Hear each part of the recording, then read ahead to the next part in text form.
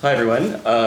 I'm Eric again, and happy to be here. And I was asked to speak about this concept of meaningful inefficiencies, which I'm going to do very briefly, and then I'm just going to share a couple of examples in my 15 minutes. So. I don't need to introduce the concept of the smart city. Of course, it's a contested one, and there's all sorts of different interpretations of the smart city. But by and large, it has tended to be a kind of global paradigm of market expansion for the most part, some competition across cities and countries to compete for the smartest, most computationally relevant city. And what has happened is that the sort of impetus of the smart city has, again, by and large, sort of focused on building efficiencies into urban systems.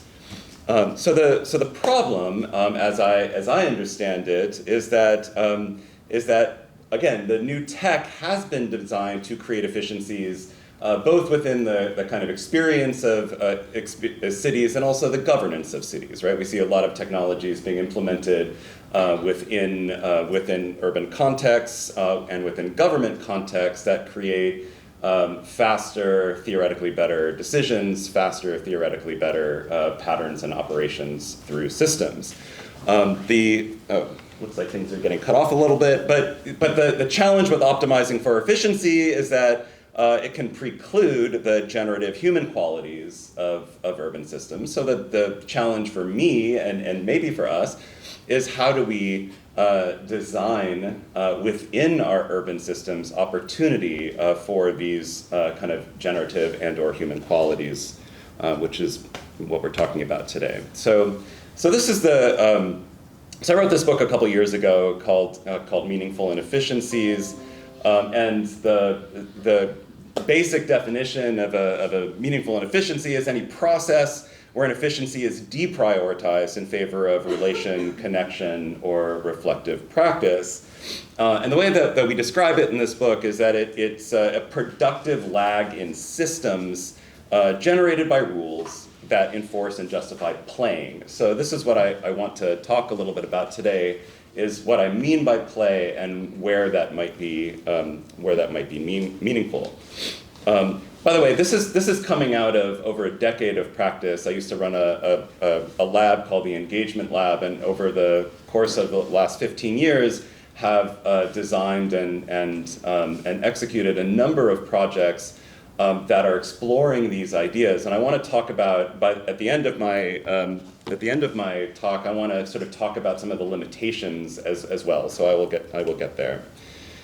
In general, the way that I think about the design of meaningful inefficiencies is sort of the core material of design is publics. It's the formation of groups of people that mobilize and identify with some sort of shared identity within often shared spaces. That's the sort of core material. Play is the medium through which we can design, and then the ultimate the outcome of this is, as we argue in the book, is care. And care is a sort of quality of assessment of what happens within the design of systems. Where we actually have an opportunity to, following the philosopher Joan Tronto, have an opportunity to sort of care with those people within systems. So inspired by games, as I've already said, I'm gonna there's a distinction between play and games. But I want to talk about the inspiration from games, also from the philosopher Bernard Suits and his book called The Grasshopper, which is my favorite philosophical book about games. And he says this, he says, "To play a game is to attempt to achieve a specific state of affairs using only means permitted by rules, where the rules prohibit use of more efficient in favor of less efficient means. And where the rules are accepted just because they make possible such activity."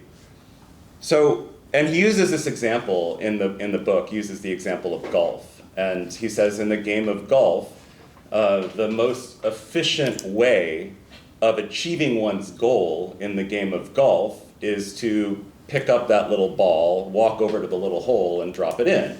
But instead, what we do, sort of absurdly, is that we have this very long stick, and that we go really far away from the hole, and then we whack the hole, or whack the stick, the ball, and then we put trees and sand and water in our way, all of these deeply inefficient things to stop us from achieving our goal.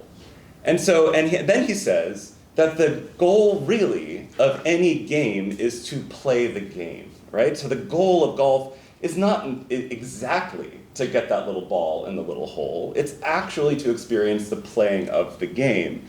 And so this is the inspiration for my work in the Meaningful Inefficiencies book, because I think we have to ask the question, well, what if we design systems deliberately with these inefficiencies so that we might play, right? So the goal of operating or of engaging in human systems is not always the goal, and not always the expedited achieving of that goal.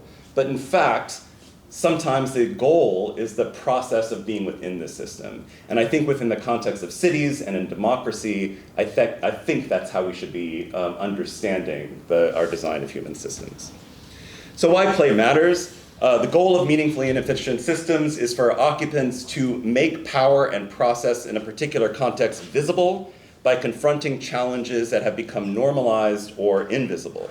As a design strategy, meaningful inefficiencies structures play, but equally as important, they structure the ability for players and spectators to reflect on the rules and limits of a game. So one of the opportunities by designing for play is that it allows us to understand the systems in which we're operating within, and hopefully, theoretically, to be able to achieve a critical consciousness within that system through the process of playing. One of the extraordinary things about games is that we have to be aware of the system that we're operating in. We have to be aware of the rules so that we can play within them, so that we can manipulate them, whatever the case may be.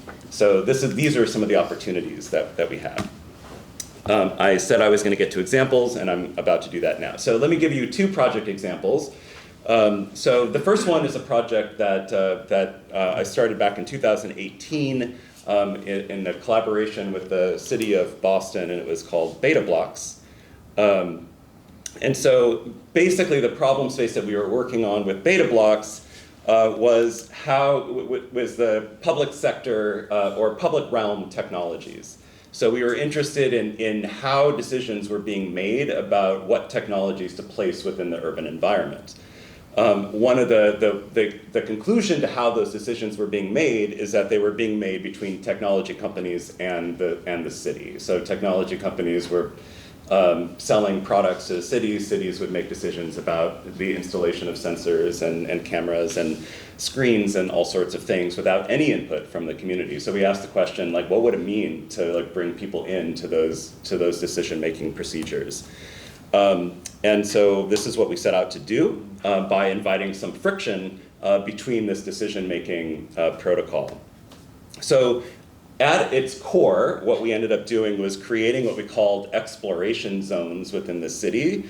We identified 3 zones, which were approximately 4 square blocks in size. And the nature of the zones was that we agreed with the city to relax permitting for the installation of urban tech for a period of time. In this case, it was 90 days, and to sort of create our own rule, create our own set of rules about how decisions were made about urban tech, knowing that after 90 days, the thing that we installed would get removed until some other official procedure took place.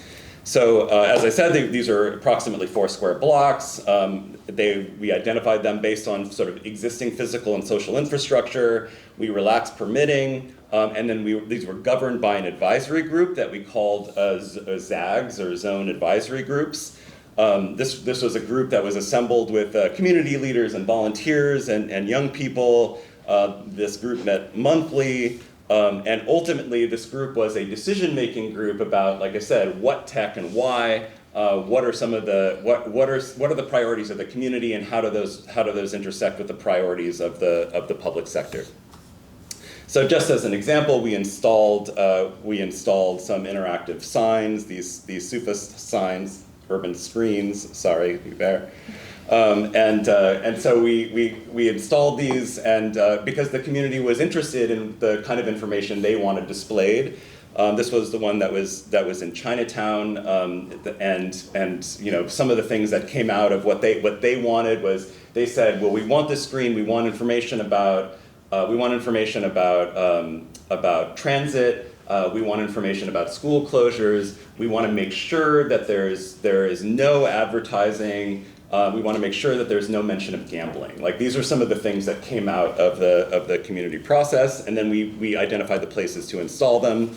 We also installed air quality sensors in different places.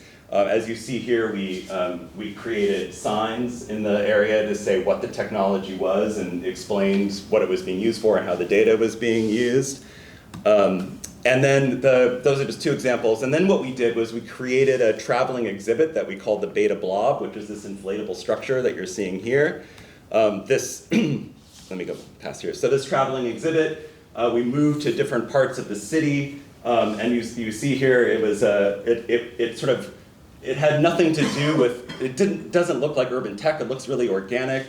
And people sort of gravitated to it. We ended up calling it a hug object because this was not unusual for people to come over to it and hug it. And it was just it was sort of a campfire, right? It created this gathering portal for people. And once they were there were all sorts of opportunities to engage in conversations about urban tech. We created a game that got people sort of interacting with the idea of what tech and why. And then all of that data then kind of factored into the ZAGs, or the zone advisory groups. These are just other places where we move this thing around. By the way, it required, you see here, it required 2,000 pounds of bricks. The city, the only way we were able to have this massive balloon was we had to anchor it to 2,000 pounds of bricks, so it was not that easy to move around the city. And then we eventually brought it to City Hall and sort of showed what happened. So one of the challenges with all this is that the city was a partner, but ultimately this became a kind of experiment, a playful experiment. Everybody patted themselves on the back, and the city didn't do anything with it, right? So this is not an uncommon story.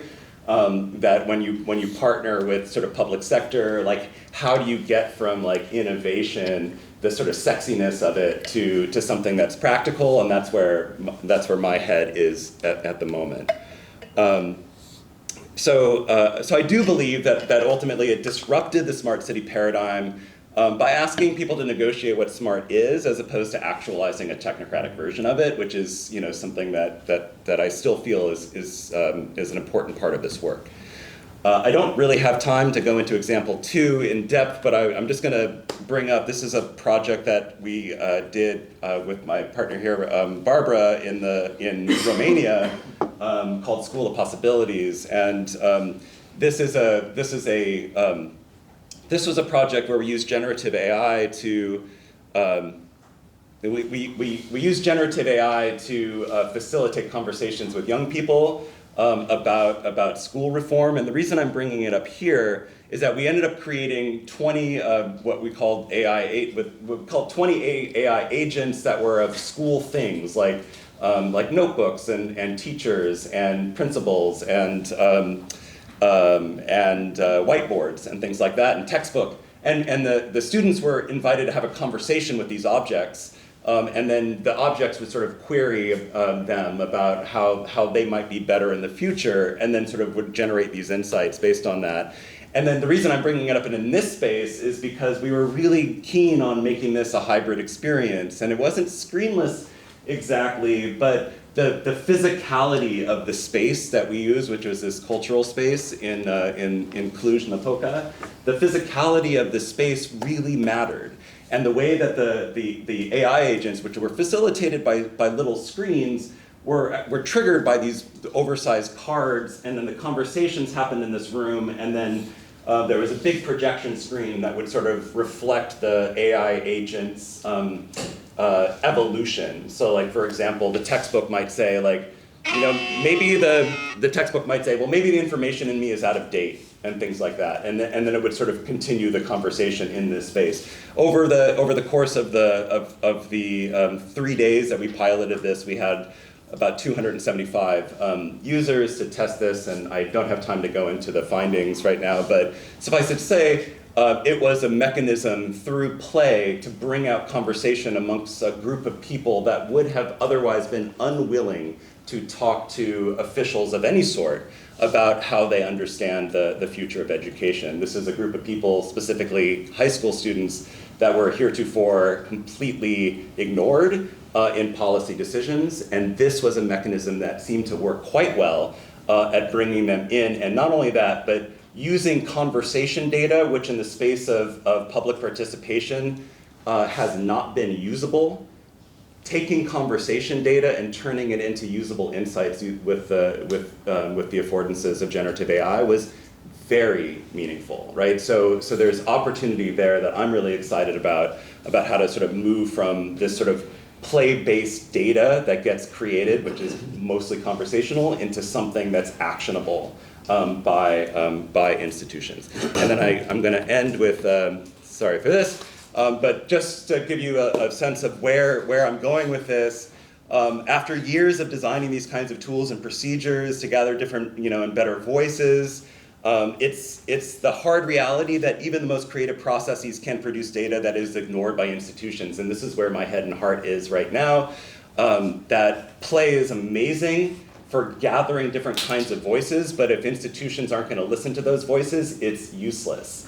And so now I'm very interested in sort of making that next move, and this is the work that I'm working on now. I'm writing a book called Generative Listening, which is specifically about how public institutions listen with data, and how we might think about possibilities there. And I really want to explore, in the case of the screenless city, how we might think about the this transition, right, which is the transition of listening, and how institutions and people can listen, and how we can do that with data, and how we might think about the sort of emerging interfaces that will enable that kind of listening.